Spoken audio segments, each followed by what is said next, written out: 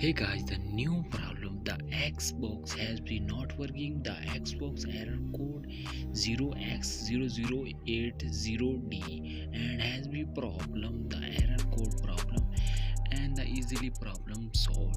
Let's go the checking the problem and audio reply the reason but any solve.